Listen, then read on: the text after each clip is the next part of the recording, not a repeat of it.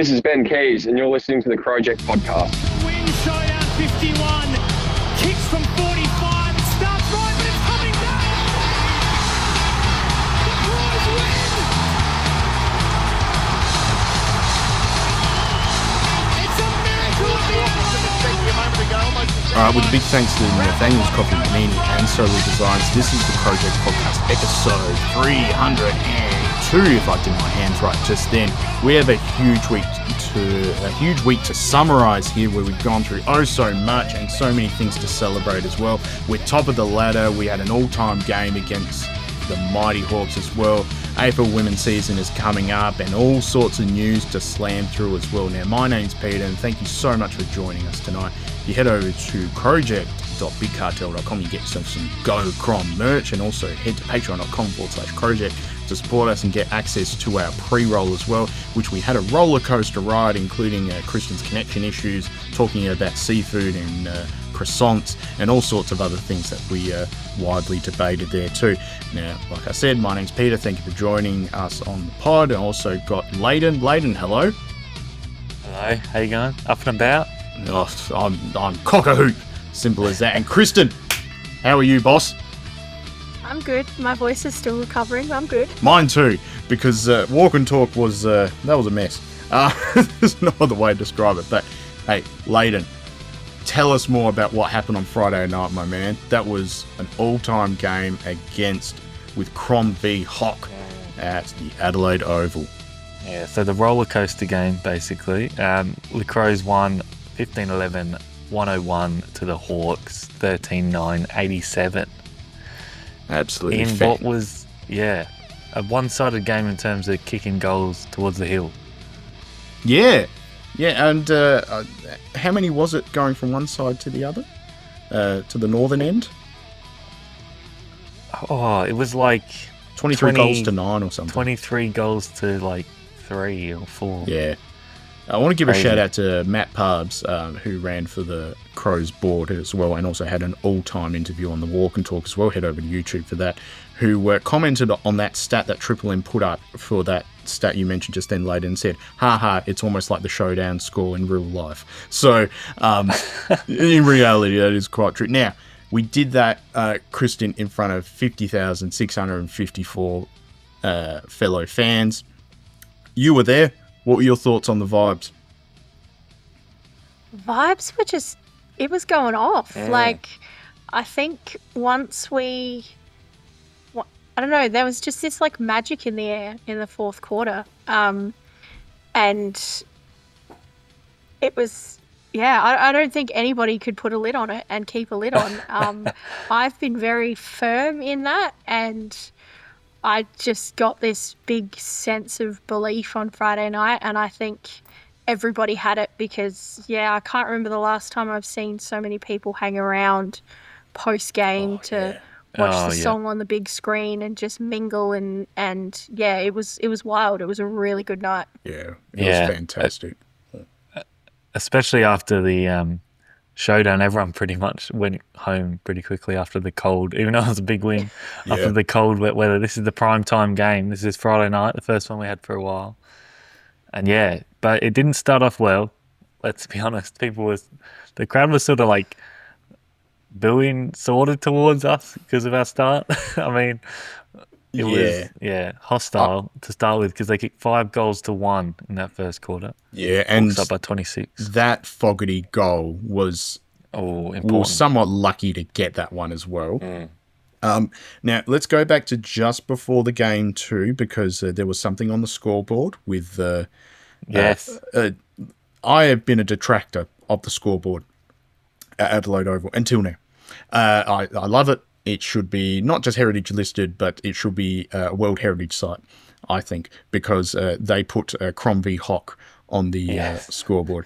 And I want to give a shout out to Sam Tugwell at 5AA. I came home after work and then was heading back into the game. I had the 5AA live stream up and they were broadcasting directly from the Oval. And Sam on there said, "Rowie, can you read out what's on the scoreboard?" And seeing Rowie pull out his binoculars, looking at the scoreboard, and it's like, Crom v Hock, Friday night. What the hell is that? And Sam having to, very quickly explain it. And Roy's like, don't make me read that out again. And I didn't believe it. And I messaged Sam and he sent it to me directly. And yeah, in relation to that first goal, I did think to myself, is Go Crom the curse? Yeah, Crom is. However, it turned out not to be. No, it was the opposite of the curse. All the goals were going towards the scoreboard. Yeah, that's true. That's true. It was magnetised. I mean, if we look here, so that's what total goals. Let's be honest. I was worried that first quarter. I was like, okay, here we go. Yeah, back to the old Crows. And there was a period, I think, Kristin, with about 7 or 8 minutes left in the first quarter, where we it looked like the Neil Craig Crowbots were back, where we were kicking it from one side of defensive 50 to the other. Just in hope that we could make them shift, and we couldn't. And then, what were your thoughts at that point, boss?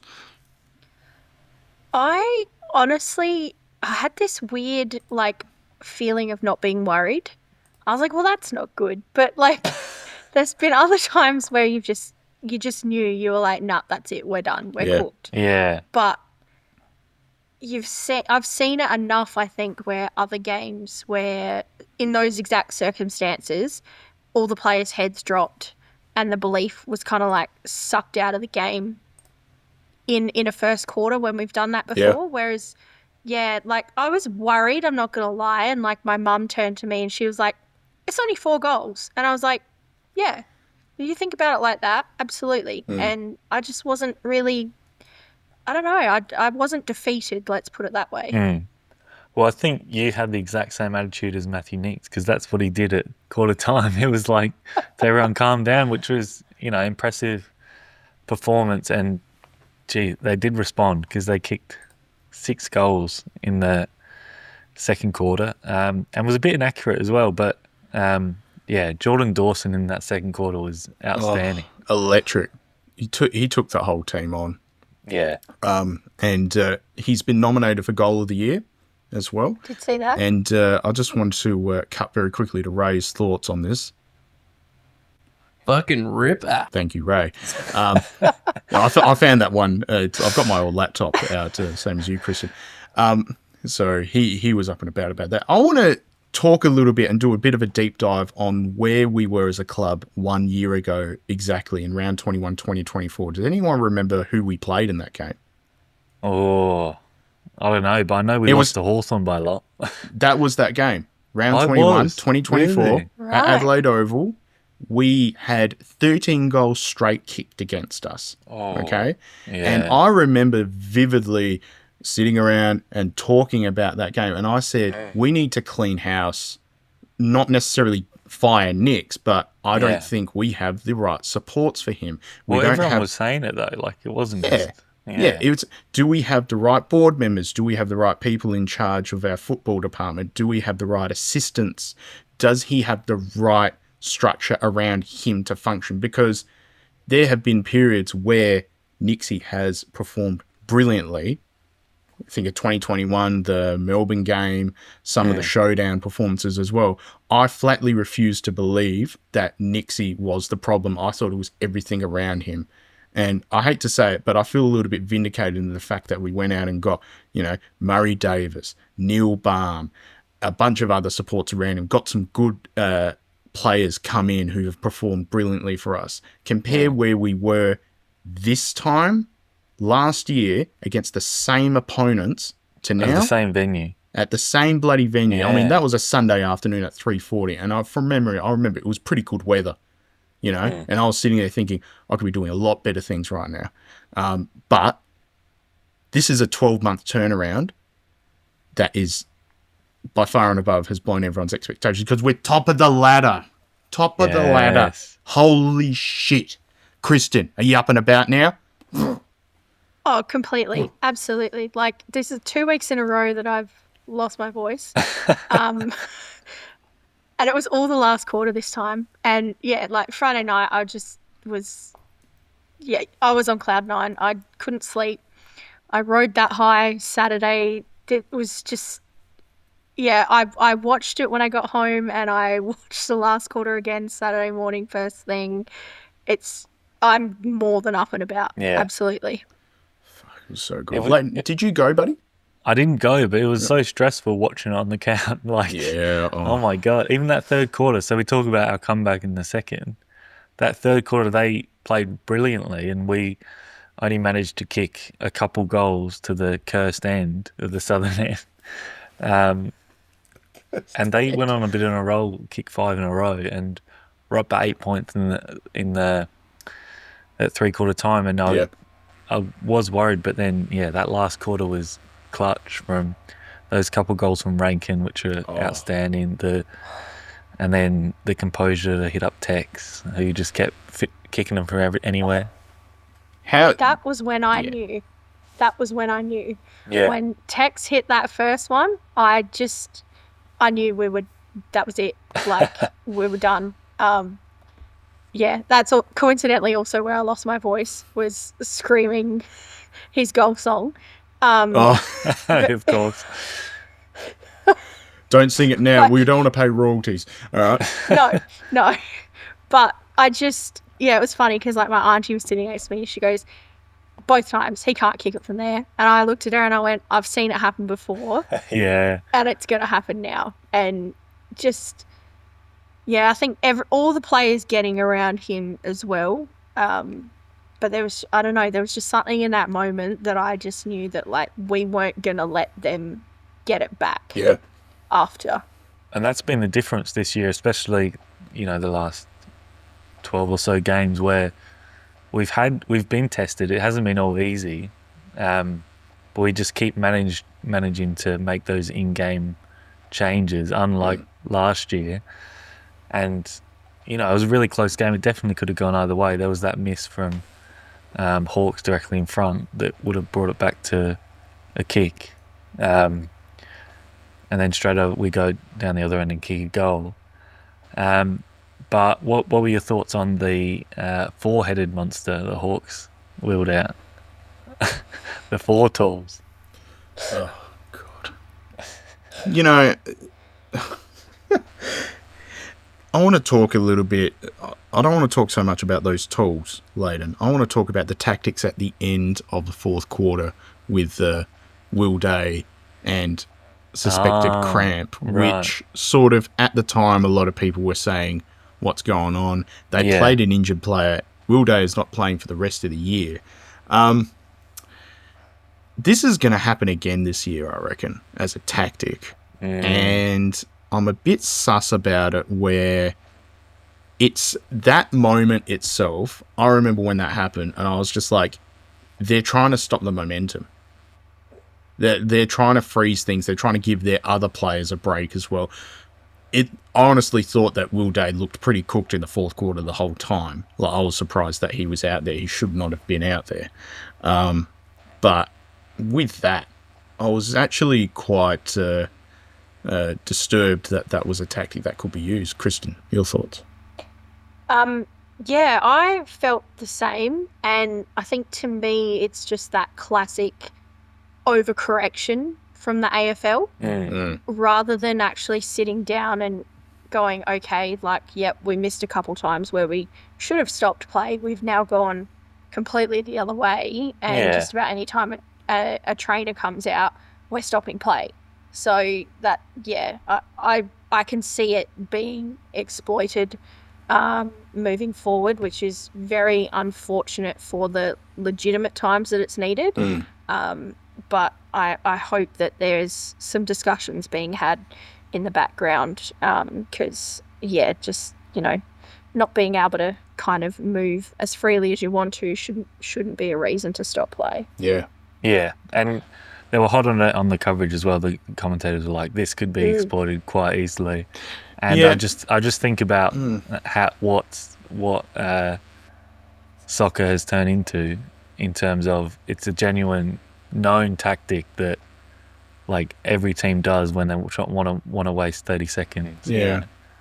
I mean, they were hot on to Rochelle in that Kangaroos game, and that was like halfway through the third quarter, I think, and it turned out he had a fractured rib.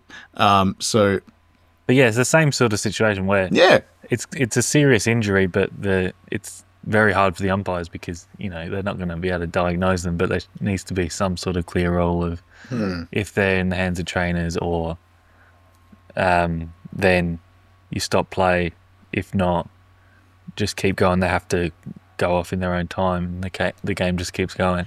Exactly. Now we need to talk about Jack Ginnivan saying "shush" to the crowd, and then Tech saying, "Can I hear you more?" Because that was absolute throbber of a moment, I reckon. Like, not only was it spectacular, like you said, Kristin, there was magic in the air. There was, pixies or some shit. I don't know. But it was, but genuinely, the vibes were on something fierce. Tech's freezing as Rankin kicks that goal and just turning his head. Mwah. Yeah? That absolutely sent me. Like, and, it's just every part of it. It was, I know I said last week the lid's off, and I know Rowie on 5AA has said, no, he's going to try to be professional and other bullshit like that. Like, fuck off. Like, seriously, this is strange that we're this good, but, the hard work is bearing the fruits now. Yeah. And we're getting on a roll. Like, this was a finals-like game. I wouldn't be surprised if a similar type of game happened in one of our first finals, because it was very contested. It was hard fought. Our highest disposal getter was Dawson and Mark Keane with 21. It's not. It wasn't it wasn't easy to just keep the ball off the opposition. But what do you reckon were the standouts for us in individual performances?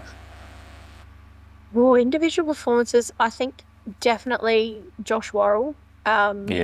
He really, his intercept marking and just, I don't know, his kicking, I think, has just come so far this year, not just the marking, but yeah, he really stood out for me. Obviously, there's, Riley Thilthorpe was huge, Rankin when it mattered, Dawson, but I don't know, there's just something about the way that was, and even Millerer. Yes. There was just a great sync between those two.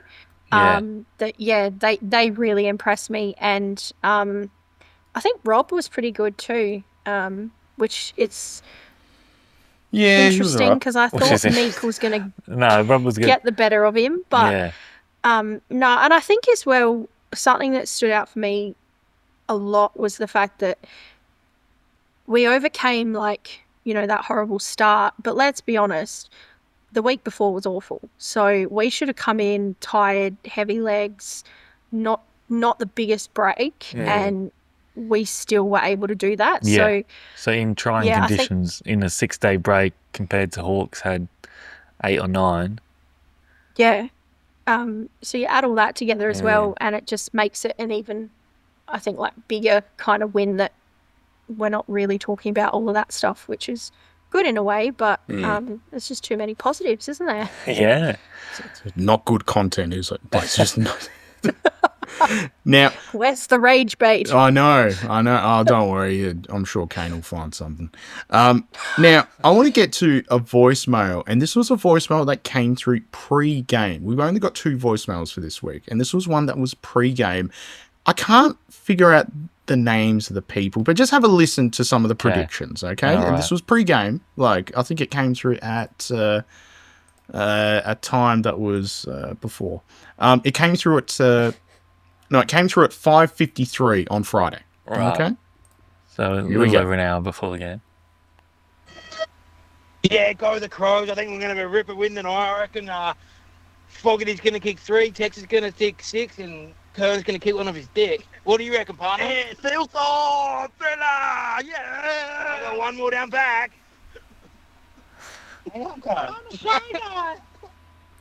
Was that really that he was going to kick one off his dick? Is that what you... I heard that too. Yeah, that's I haven't the played only that way I before. I just want to be clear. Other than it came up with the transcription, I was just like, "We'll kick one off his hick," and I was just like, "Well, maybe he has a relative from Tasmania. I don't know." But that was pre-game as well, and we'll get to the post-game voicemail as well. It's from a Patreon, but now, real quick, thoughts on Bond. Bond, solid. He just, stood up. I'm not surprised by his performance because he did the same last year where he shut down his opponent very well. And he looked, a little bit panicky with the ball and was dishing it off quickly, but the pressure was high. You can understand that, but he didn't really put a foot wrong. And he had 14 touches, which is the most of his AFL career so far. Yeah, and I heard Will Goodings talking about him, and he had this to say about him. I haven't been as excited by a prospect this much since James Seller. So he's very excited, and hopefully a longer career than James Seller, Kristin. Yeah. Your thoughts on Hugh Bond, Kristin? I just I don't distinctly remember actual plays, but I remember seeing him pop up at times and being like, "Oh, that was really good. Yeah, that was really slick." So, I was impressed too, and I would hope that we see a repeat chance this weekend, see how he kind of performs in a less high-stakes situation. Is that a nice way to say that? Well, danger game. Well, Laird was I'm not going to lie, I'm panicking. Laird was able to be rested for basically Bond to come back in, so it's great to have that depth there in a huge game as well. It wasn't like this was a game to rest players. So Bond, very solid. I think just across the board, there wasn't many passengers. Like, everyone stood up when they needed to. Even Peatland, who didn't get much of the ball, but every time he got the ball, he was doing something with it or just putting a lot of pressure on. And what do you reckon your thoughts were with Rochelle? He's off doing his rehab, and then Laird has to go away with the same group. Do you reckon that they were next to each other on the yoga mats, or? Yeah, surely they've made up by now. You'd hope so. There's too much good happening on field for them to still be mad at each other. And what I like about Rochelle is he's copying Phil Thorpe in growing a beard during his rehab. Yes, but mate, that was 3 days. Like, it's like me. Like, I shave this off, and it's just like bang, it's back. Now, shall we? Can we talk about the coaches' votes? Of course, as well. I want to talk about. I feel like there's a bit of an anomaly here. So, coaches' votes: 9 went to Isaac Rankin, 8 went to Jordan Dawson, 5 to Riley Tilthorpe, 4 Josh Battle. Yeah, I think he was good, but he wasn't a standout. Yeah, I don't know. But obviously, coaches look at different things, and there are probably a lot of off-ball things that we don't see. Yeah, I didn't see it. That's why I'm not a coach. Kristin, your thoughts? For me, this kind of hits like the showdown votes as well. Like, I would have said that of all the Hawthorn players, Sicily probably would have been the one, because he did take a lot of marks, and he did stop a lot of extra, I think, like forward pressure and stuff that we could have put on. So, I mean, I don't think on a normal day I could pick Josh Battle out of a lineup. But who the hell was that? Sicily had 18 touches and a game high 11 marks in that first quarter, and even the third quarter. He would just sort of stop in every attack we had. So that is a good shout where he was the most noticeable player. Yeah, 2 went to Sicily, and then 1 to Neil Bullen and 1 to Miller, and that's your blooming lot. So it's a bit of a strange one. Now, can we talk about? We have to talk about this. The umpiring. Which part? Now, I don't mind it where it's consistently inconsistent. I thought it was crap for both sides. And Marty, one of our patrons who I sit with and go to the footy with, the both of us, we had a guy behind us that from the first bounce, all he said was, well, you know why we're not getting that free. It's a Victorian team they're playing against, right? Yeah. And he said this like 30 fucking times in the first half, right?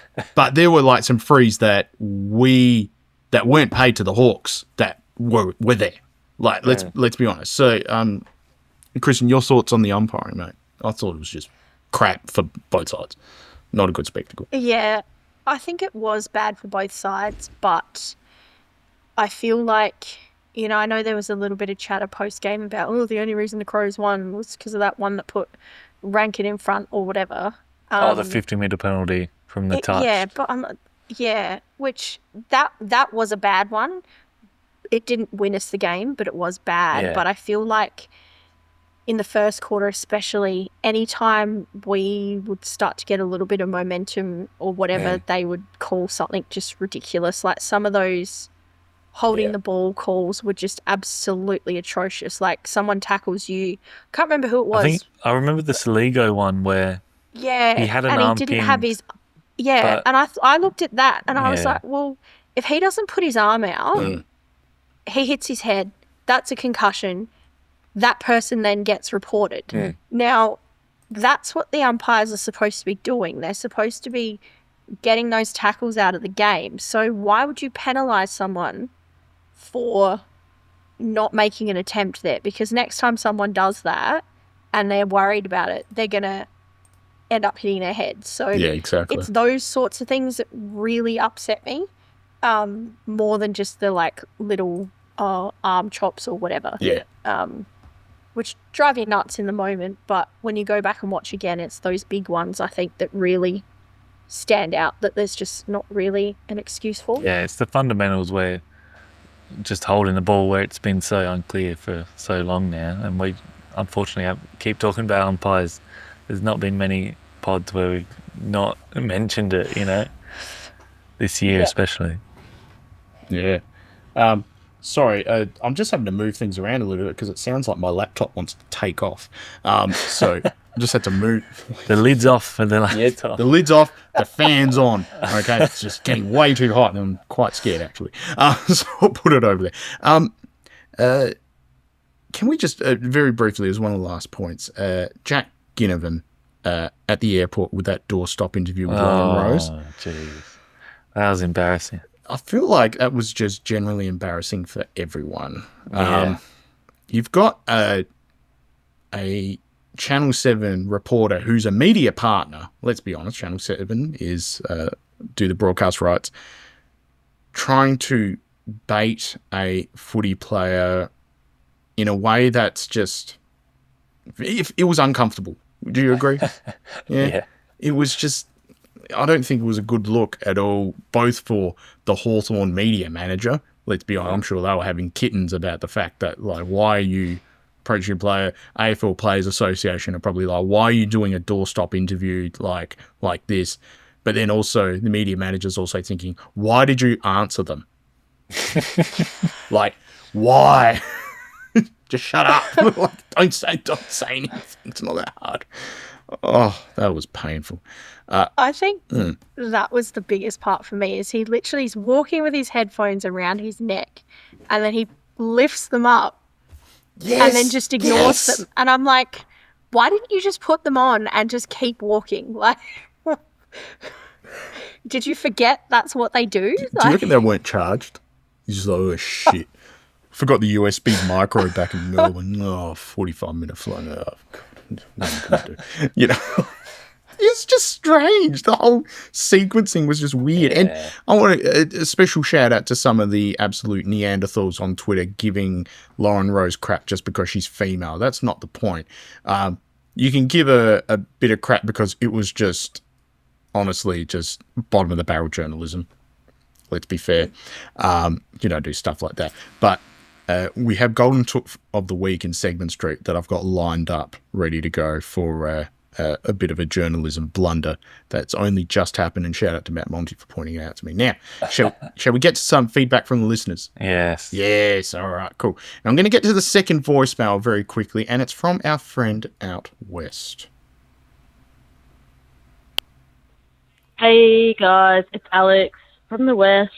It's only taken 21 rounds, but my lid is fucking off. Up the mighty Crom. See you in finals, baby. Woo! Love it. Mate. Alex, you need to come over for finals, I reckon.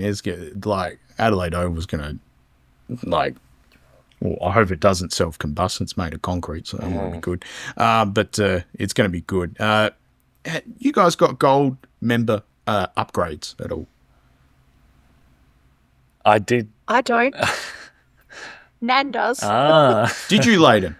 I just got in before it sold out. Oh, lucky boy. All right. But, so, yeah, look, we'll if we make a grand final, I'm going for vibes if I don't get a ticket. If I get in, walk and talk's happening from the stands, I'll probably fall over. I don't care. It's worth it. But yeah, now let's get to some feedback from the listeners. I'm going to go through Instagram stories first. Friend of the pod and Patreon, Justin Chiggy Cummings, who I love him in the chat because he'll just put the meat bus video up every time Filthy Kicks go. It's just like, I don't know why it gets me because it's just a Chiggy's face. Which like that. It's great. He said, there's something special brewing here, flag Crom 2025. Mm-hmm.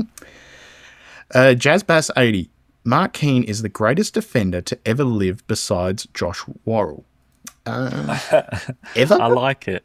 I like it. He's the Short best memory. Irish defender we've had. He did have 10 1%ers, which is a game high. Yeah, 10%. Nice. And 21 touches. Yeah.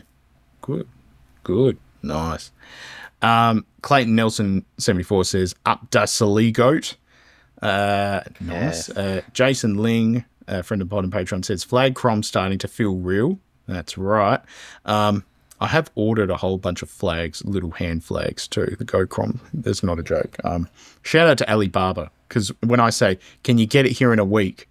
And I paid for it, and they were shipped half an hour later. Not bad. Wow. It pays to have slave labour. Now, Clinton George 14 says, mature, we now have the capability to come from behind, and this generates major relief. Coming from behind generates major relief. Yeah, P. Davis with a question. What does Braden Cook bring? Lleyton. Yes. Well, he brings vibes, really. I love his inclusion. He didn't exactly set the world on fire, though. He played that tough role that Pedler was playing, where he's not a defensive forward, but he's a sort of small, medium forward that's on the opposite side of the contest every time trying to man up. But, yeah, he obviously didn't get a lot of it and was subbed out for Jones, who we sort of reshuffled and he went back, which probably looked a bit better. So he's probably due for the twos again, unfortunately. But he's had a few games this year and had a crack. Unfortunately, he had that concussion in the Bulldogs game, which when he was playing quite well, had some nice setups and a couple goal assists. So we've probably got better options with Rochelle coming back for finals, but I don't mind him having a crack. No, we love a good crack, especially if you're generating major relief when you come from behind. Tash Lechina says, shit, we're good. And Hammer 6 says, I love this club with the sad eyes emoji. Over to Facebook, which had quite a few comments as well. Bernadette Nicholson says, over the Hawks and the umpires. That's true. Or hashtag free kick Hawthorn. Yeah, hashtag free kick Hawthorn, or as Matt Parb says, hashtag Hawthorn free kick. I won't hold that against him. That was the most passionate thing ever. Jazz Robson says, what a win, boys, and can tell Ginny, is he listening to the Crows? Yes, that's true. Brendan McGarrigan, friend of the pod and Patreon, has said, one of the best wins of the season. Some useless facts. That's our first home win against Hawthorn at Adelaide Oval. Yes, because we won in 2020. Yeah, and it was a away game. That was our first win of 2020. and we were wearing the white away kit. Yeah. I remember going to that game. It was weird. And I remember Weird atmosphere. with that game, it's, the Hawks would kick a goal and it would be like, all the Hawk sounds and everything, Crows would kick a goal and the whole crowd's like, yeah, and there was just nothing. Strange. And the other factoid that Brendan's put in is our last win and our last loss have both been against Hawthorn. Yeah. Because our last loss was Checks out. In that horrible game. All is coming to equilibrium. Now, Jessica Louise says, my lid's been off since we beat Brisbane in the preseason game. Knew this team was going places. Bring it home, boys. Yeah, ever since we won against Brisbane by 1 point. It wasn't even at the Gabba, was it? Where was it? I was at bloody something that shithole that they call their home ground that they play. Is it Springfield? Yeah, Springfield. Oh, yeah. Springfield Stadium or whatever it's called, where the Springfield Isotopes play or some crap. Alex Gates says, I love the easy draw card to talk us down. We played our first double up in round 19, which was Gold Coast. Our other double up was Port, and this was our third double up. I don't know what he means about double ups. So, we played the team. Oh, okay, again. I understand. Yeah, we are in top 2 and still haven't versus a team in bottom 4 for our easy draw. Get upper. Yes, I'll just give that a like. Thoughts on the Kristin, thoughts on the social media post, sort of backtracking on that initial post from the Hawthorn Tasmania game of looking at the phone and calling, which I still don't get. Like, no, it's I don't know. That's just more. Yeah, calling to say goodnight or whatever. Yeah, I think they had to do the follow-up one because it's the AFL posting memes, so they had to do the reverse. True. But it was still just felt weird. Yeah, it was really strange. Last one. Last two. Nadia Bird said, so effing good, baby, with 5 exclamation marks, and Rob Molinaro in all caps. Unbelievable, sensational, so good, hopefully win the premiership. I feel like he was panicked when he wrote that. Was that AI?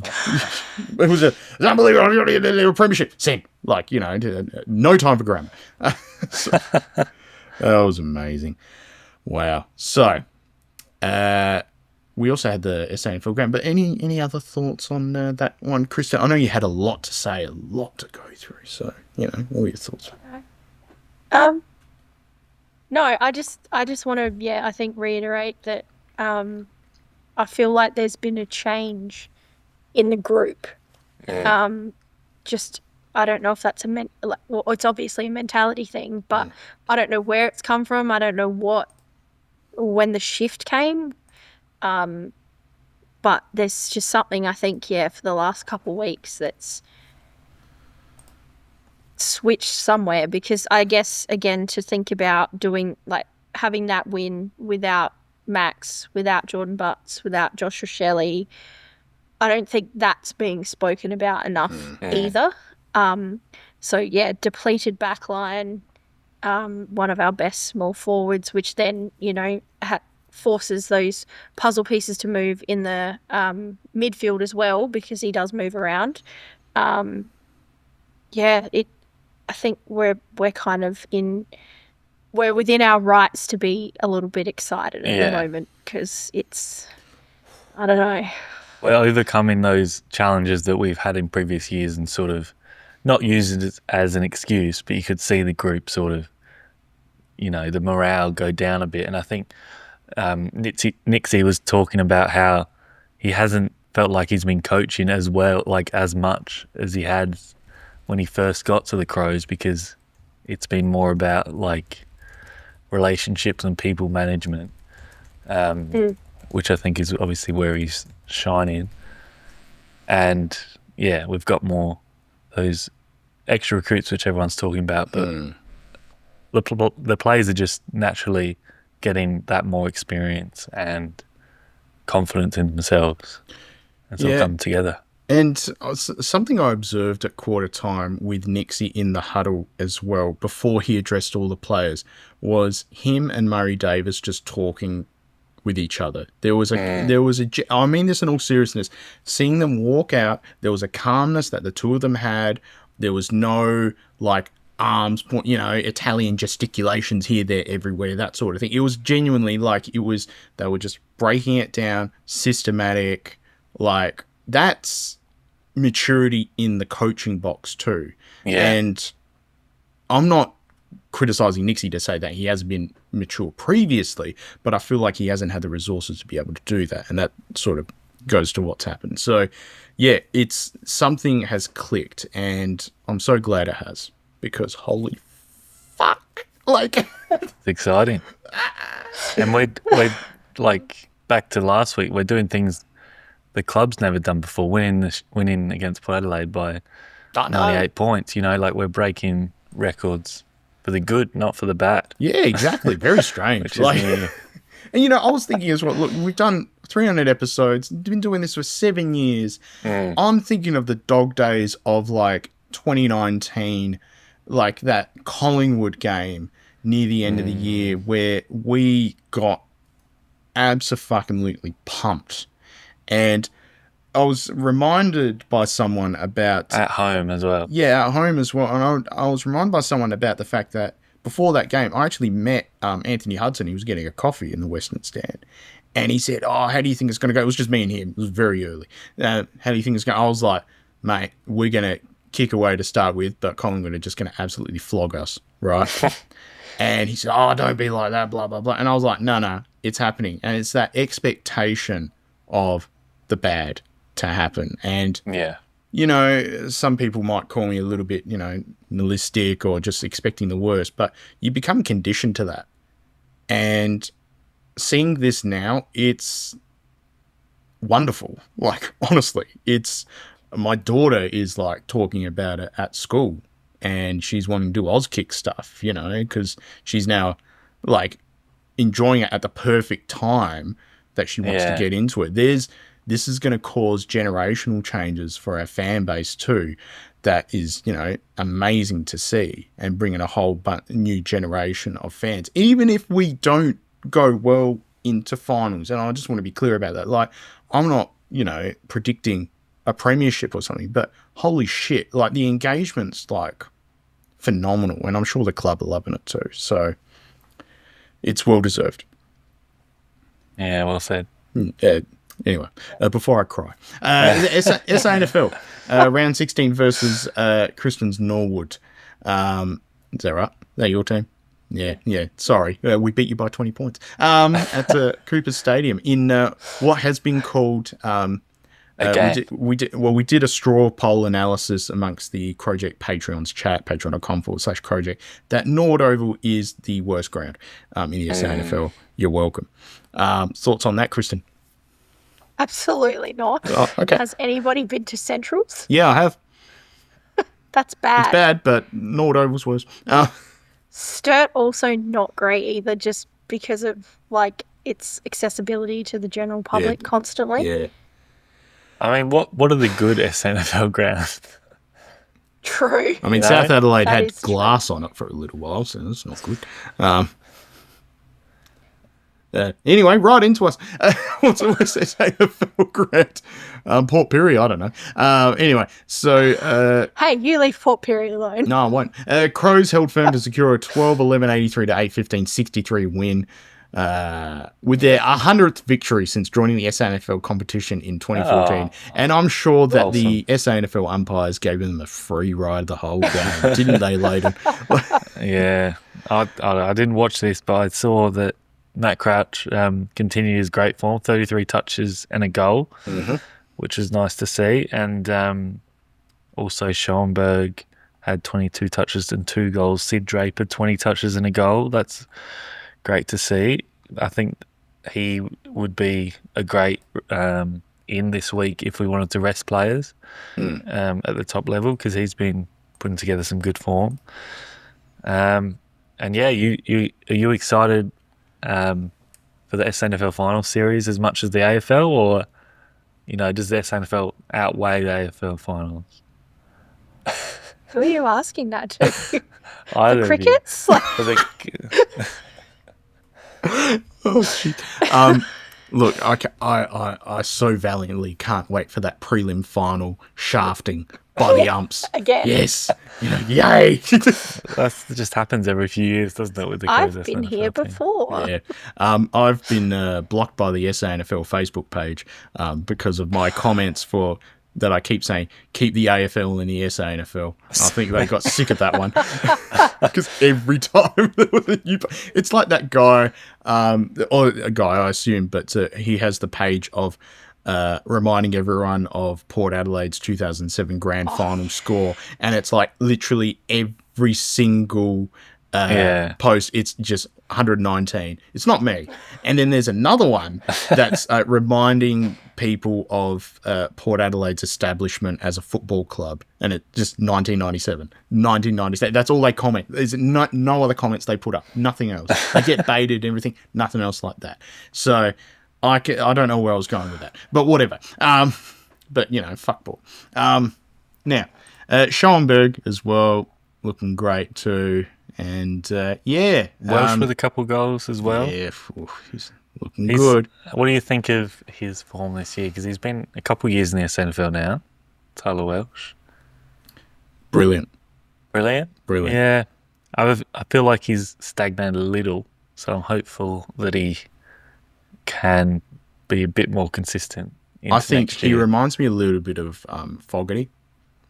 And I mean it more in the sense of, Kristin, you remember when Fog would play in the SANFL and he's just sort of like, I'm better than this. And he just be like, clunk, kick a goal, but like, respectfully, not a lot of effort off the ball. Because he's just like, fuck it. And then, Don Pike probably just murmured something to him and, gave him some stock options and then fucked off. And then, but otherwise, I think Nixie sort of saw through that, and he's a sort of player that just needs to play at the highest level and will perform for you. I think Welsh is the same. And I remember saying that a couple of years ago as well about Welsh. It was an interview that Ben did for us when he was with us, and there was, you could tell Tyler had a little bit of that, I won't say arrogance, but the sort of he knew where he was at. Yeah, I respect that. You need that as a sport person. So, what about yourself, Lleyton? You reckon he's coming on? Yeah, I hope so. He might just be waiting for Tex to retire to get that call up, That's true. That's true. And just quickly on SANFL, do you reckon Sturt's going to go through the whole season undefeated? They're 15-0 at the moment. They had a scare against South Adelaide, but still got up. Kristin, you're the SANFL expert out of the two of us. Am I? No more than me. Sure. Yes. Up the double blues. Chestnut RMs for all. Yeah. Well, the Crows SANFL have a chance to, in the last round, to knock them off, to give them one defeat for the year, going into final. And then, do you reckon the SANFL will screw us for doing that? Yeah, I mean, they were going to do it anyway, so it doesn't matter. Yeah. Now, I think we need to circle back. We forgot to do the 3-2-1 for the AFL team. Yes, I'm sure everyone... It's going to be hard to choose, though. They're on their couches right now, screaming at us. Okay. Now, the 3 is for the highest votes. So the 3 is your first. Yes. The 2 is a... I hear you. Yeah, right. Okay. What? Anyway. Are you trying to confuse me? Yes. Your 3, 2, 1. Is your 3 votes. Yeah, 3 votes. Yeah, okay. 2 Yeah, votes. you didn't need to explain 1 that. vote. Well, I did, and it confused you. Yes. Kristin, give us your 1, 2, 3. My 1 would be Isaac Rankin. Mm-hmm. 2, Jordan Dawson. 3, Josh Worrell. Oh, yeah. Fair enough. That's consistent. With what you said, Woozle best on ground for you. Yep, fight me. What about you, Peter? No, I'm going to you first because I haven't looked at all the stats. Okay. I'll go 1 to Milra. I thought he was important when we were under pressure in the back line. And then 2 to Rankin, just those clutch goals. That one from the stoppage was insane. I'm surprised he didn't get a goal the in from that. And then 3 is Dawson, because I think he was that instigated to be the game changer when it mattered.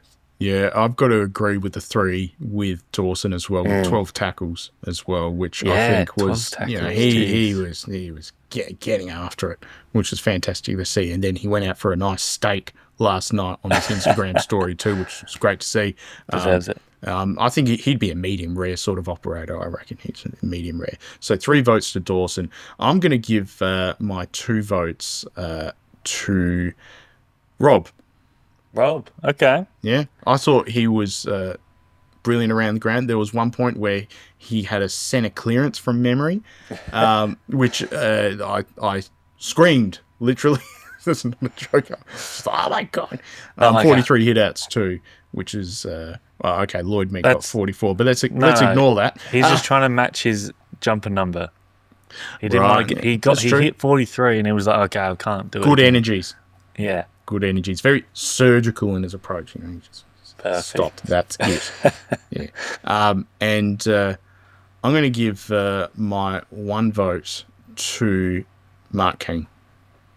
Yeah. He was brilliant. Like it. Brilliant. Yeah. All so right, we tied off that loose end. We did it. Did anyone write that down? No. All right. Cool. But. Good thing it's recorded. Yeah. Oh, right. Oh, yeah, I did press record. Yeah, good. All right. Now, honestly, shall we get to some of the news? Because we have, of course, the jumper numbers for the AFL Women's. Fade that out very slowly. So we've got some jumper numbers that have been updated for the girls team, and also had our... Now stop that. We also had our trial game that we played against Melbourne too, which we'll get to in a second. We're not wasting any energy in the trials, are we? No. We lost the first couple trials. I mean, maybe they were sort of the AFL Women's team were a little bit lethargic after a big night. Or maybe they lost their voice too. Maybe. Yeah, it could be a thing. So a new recruit, Hannah Ewings, has taken over the number 9 from Denny Van Hagen. Yeah. Which is great to see for Hannah. India Rashid will take on number 8. That was worn by, I think, Najwa Allen and Najwa Allen. Riley? Sally? Riley? Yeah. Oh, early on. Good shout. Yeah, very, very for the good. First season. I've got the press release here, so I'm going to pretend like right. I wasn't looking. I was looking away. I was just like, yes, all right, good. I'll just read from it now. Georgia McKee will be wearing number 16, and Christina Liuzzi will be wearing number 19 too. Former Saint Grace Kelly will be wearing number 20. What's Neve wearing? Well, she's 23, so it seems weird that she doesn't take the next Kaylee Cronin's number of 22 to be locker mates, but maybe they need that buffer zone. Yeah, they need the buffer. Yeah. So they I mean, you've got one Irish person, and a middle Irish person too. So maybe there's a separation of anyway. There's a joke there. I'll bury it. All right, cool. Now, we played against the Melbourne Demons at Unley Oval. Thoughts on Unley Oval, Kristin? Oh, I like going to watch AFLW there. It's nice. It's actually chill. really good oval. I thought you just bagged it. Yeah, exactly. Just before. Is that I SANFL said venue? SANFL Oval. Right. They put a fence around it for AFLW. Okay. Okay, same oval, different game, different experience. Have you, different vibes. On a separate note, have you heard about the crap that Sturt have had to deal with about the fence that apparently is going to go up? That some local was like saying it's going to be like Guantanamo Bay, despite the fact it's an open fence. Yeah. I'm pretty sure Guantanamo Bay does not have an open fence. Or saying it's like Yatla. Like one's designed to keep you in, and I don't think that person is going to be living in the oval. Yeah, exactly. Yeah. Can a golden retriever walk in and out of Unley Oval? Yes. Gitmo? No. It's a bit of a difference. So we kicked 5 goals in the third term to level the scores, and then we just thought, fuck it. And the Demons secured a 14-point victory with that one. Now, 26-point deficit at half-time, and we were able to channel a little bit about what the boys did. Yeah. But Look, I don't know how much to take out of this, generally. Yeah. Kristin, did you see any of the trial game? I didn't ever get a chance to. I did. No, I didn't actually have a chance to sit down Yeah. and watch it. It was but good. You I could don't- live stream it on the website Yes. True. on Yeah. Sunday, but I couldn't see it at the time, so they haven't posted a replay of it, Ah, okay. unfortunately. So hopefully they post at least some highlights from the game. But yeah, the season's not too far away. So Yeah. hopefully we can turn it around a little Yeah, bit. because we're opening up against the Saints, I think, at Away, isn't it? yeah, the RSCA, whatever weird sponsor they got, Park. But I was thinking as well. I was looking back about the pods that were happening this time last year. There was the emergency pod that me and Lockie Dan had to do after the Showdown teeth debacle and Rochelle getting dropped and everything. And me, I was actually very angry about the fact that this all distracted. The men's side was distracting from the AFL women's season coming on board. And I hate to say it, it's happening again this year, but for a positive reason. You know what I mean? Like, it's the AFL women's side, for the Crows, is being sort of lost in the wash of, what's happening for the men's side, but in a good way, thank God. But yeah, Kristin, your thoughts on the lead up to things? Yeah, it's 10 years this year. Yeah. And 10th season. That's it. yes, 10th season. I don't know, there's about as much interest being driven as, this is really just nothing. Like, I am someone who's pretty active in AFLW and everything else, and usually I can split my time quite well, but I can't get around this starting this time of the year garbage. I said it from the beginning when they first came up with the bright idea, and I'm still flogging that horse now. It is a terrible time to start that season, because if your team's been bad, you kind of over football. Yeah, that's true. Our women's team has been really successful. So yes, at times it's been like, oh, cool, we can forget about that and focus on the shiny thing over here. But yeah, it goes one of both ways. You're either like, oh, well, I've had enough because it's been an absolute drain, or I've got other things to think about. And, I think we have a pretty, just like the men's side, we've got quite a dedicated fan base, but you don't have time to do everything. And so starting it when they start it, it's just going to hurt it from the beginning. Yeah. No, I completely agree.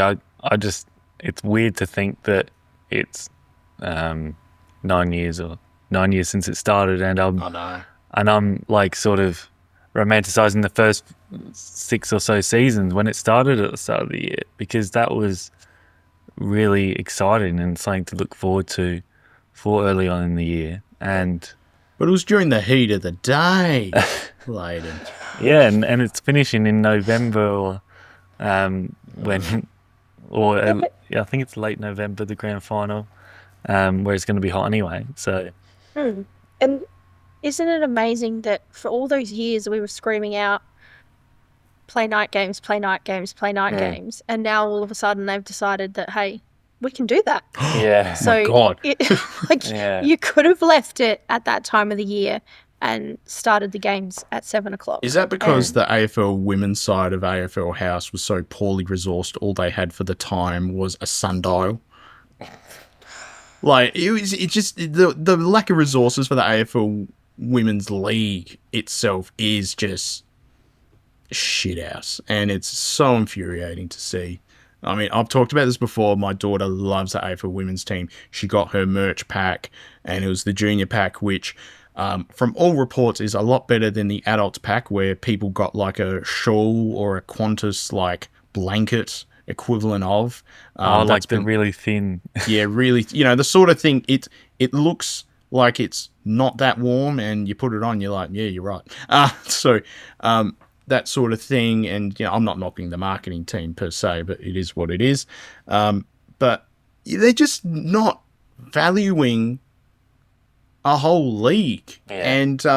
And what's still annoying me is the venues. Like, it's not letting it grow to what it did at the start, where it didn't cross over with the cricket season, and you could play a grand final at Marvel Stadium or Adelaide Oval, or you know, a big venue to let people come. You know, but and make it a big thing. And even worse, they're still having to play at Norwood Oval, so that's not good. We're playing at Frankston Oval, which will be a first. Jeez. Down south a pretty of Melbourne. rough. Yeah, I didn't realise we hadn't played there before, but that's a very windy. It's right next to the ocean, I think. Yeah. Yeah. It'll be interesting. The stench of Geelong across Port Phillip Bay just wafting across to Frankston, like you know. And the worst part as well, the drive from bloody Tullamarine to Frankston, it ain't short. You know, it's. I mean, who knows? They may fly into Avalon. That's even worse. Like, get a ferry. Like, it's going to be quicker just jet across the bay. Oh shit. Oh, we could go on and on, but we won't. I don't know if it's better or worse, but the showdown, the AFL Women's Showdown, is later in the year, so it might be able to build some hype around that, rather than, I think last year was round 1 or 2. Yeah, that's sort true. Got buried in the AFL season, so was that the one at hopefully there's some good. Yes, it was. Yeah, that's right. Yeah. Which we won 3 in a row. I've got into trouble. I got into trouble on my personal Insta account because anytime one of the Port AFL women's players, they're putting up some, photo of them flexing or something, I'll just put something up like, "Why are you guys flexing so much when you haven't won a showdown yet?" I've been blocked by like 6 players. I'm very happy about that because I'm just like, please, come on. Like, win a showdown, you get some respect. Until then, leave us alone. Maybe I'm just a prick. I don't know. So, shall we get to the next game, or any other news that we need to discuss here? Nah, let's preview the blockbuster. The blockbuster, the trap game, the minefield that is Optus Stadium, with all of its cavernous glory, full of a bunch of cashed up boomers, all with at least 3 negatively geared properties on the eastern seaboard, all going along to see Ruben Jimby. We play West Coast at Optus Stadium on Sunday afternoon. Alex, who runs the Western Australia Crow supporters group, will be there. I was thinking of going. Unfortunately, things didn't line up work-wise for myself. However, I know there'll be a big contingent of Crom fans there too. Yep. Kristin, is this a trap game?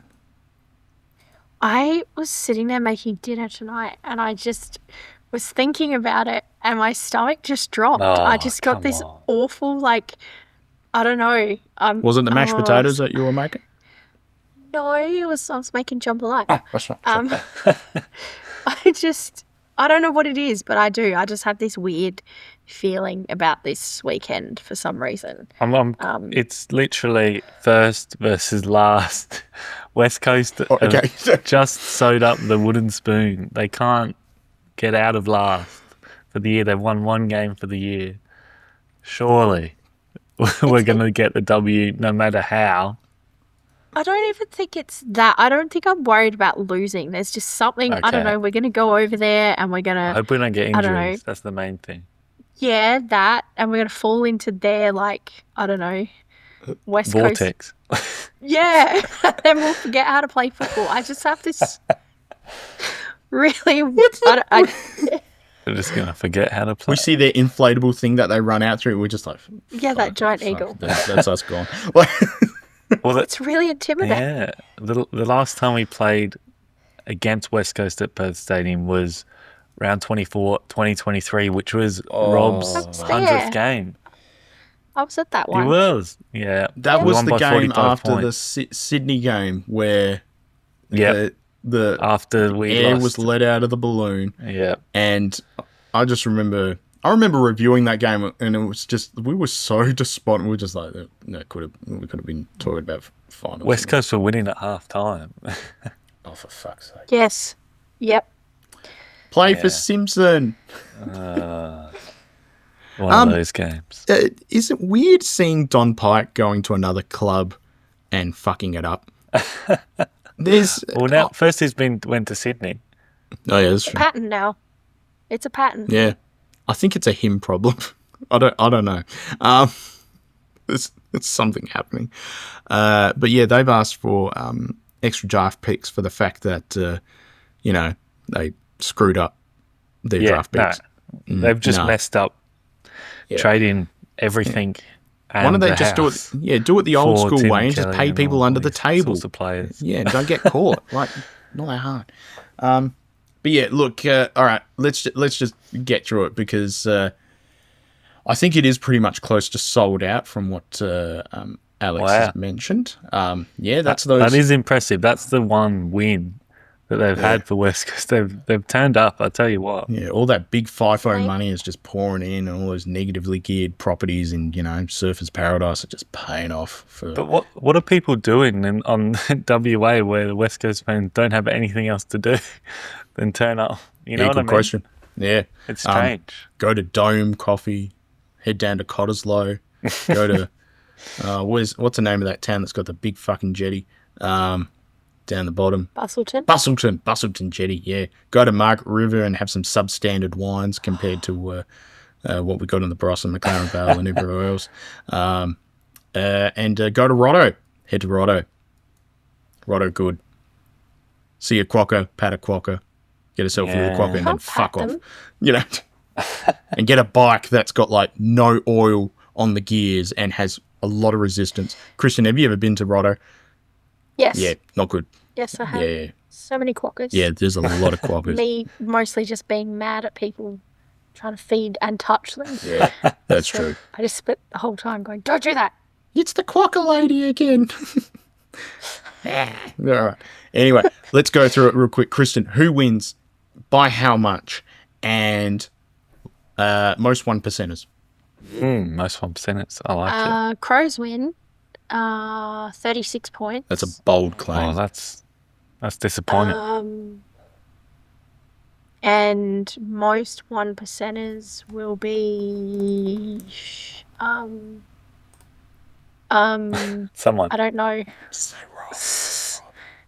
Yeah, Riley O'Brien. Wow, confident predictions. I just sat there and I was like, I can't think of any players. I think Kristin's running at 1% right now. Right. Yes, I am. Okay, she's thinking about the mashed potatoes she's going to make still. Now, I reckon Crows to win by 84 points, and most 1%ers will go Josh Worrell. Nice. I'm just looking through the West Coast for this year. Yeah. I can't believe what I'm seeing. They haven't lost by over 100 points this year. Really? Yeah, it just feels like it, but they haven't. It feels like, yeah. Yeah. They lost one of the worst percentages ever. Yeah. It's like 60% or something. Sorry, and I'm just looking through here. Their biggest loss that they had at Perth Stadium this year is against Gold Coast in round 2. They lost by 87 points. So I reckon Kristin's sort of on the money. You said 36, didn't you, Kristin? Yeah. But that's right. Don't forget they defended their home ground at Hands Oval as well, so they did well there. Oh yes. But fuck it. Lids off. I think Crows are gonna win by 110. 110. Okay. And I'm going to say Woz is going to have the most 1%ers as well. Yeah, I like it. We need the percentage. Not really, but yeah, it just looks good. No, we might actually need the percentage. Unfortunately, what was wrong about the weekend was we are top of the ladder because Brisbane won. It's bad, sort of, because if Collingwood won, that would have all but assured our top 2 status. To get 2 home finals, whereas now we're relying on us winning every game, including against Collingwood. Whereas if Brisbane lost that game, even if we lost to Collingwood, we probably would have been second at worst case. Whereas now we're basically going for Hawthorn now because we want them to beat Collingwood. I've been doing the ladder predictors. If you can't tell. So we want Hawthorn to beat Collingwood this week because that would all but confirm a top 2 finish as long as we beat Freo and North Melbourne, which, we should. Nice. But would there be any changes? If so, what? We're talking about Cook potentially being dropped. Yeah, I'd say or probably we might Cook. have any people rested. I don't think Tex is going to play this game. I wouldn't risk it. He wouldn't fly over. And in fact, I would probably, it's going to sound a bit weird, but I would consider resting Dawson as well. Yeah. I think he's our most too young valuable to be player, rested. so... Kristin, Descent, I hear. What's that? Yes, he's too young to be rested. He's too young. How old is he? He's not I like don't know, 20. really young. He's 28. That's young. Kristin, we're both the same age, mate. We sound so old. We sound those young whippersnappers, Meanwhile, Tex is, I think he's our age, if not older. So, holy shit. But yeah, I guess Perth is the longer travel compared to going to North Melbourne for Tech. So if we are going to try and get his 300th to be the first finals game, which doesn't mean it's going to be home, but it's a chance it's at home. Absolutely. For sure. Yeah. So this would make sense. Look, I honestly think I want to be playing Tex. Like, just genuinely, I reckon rest him. I would possibly consider bringing in rotating a couple of the mids as well, someone like Matt Crouch or something else like that. I guess it depends on the weather over there as well, which It's always nice there. no, it's not. Let's get to the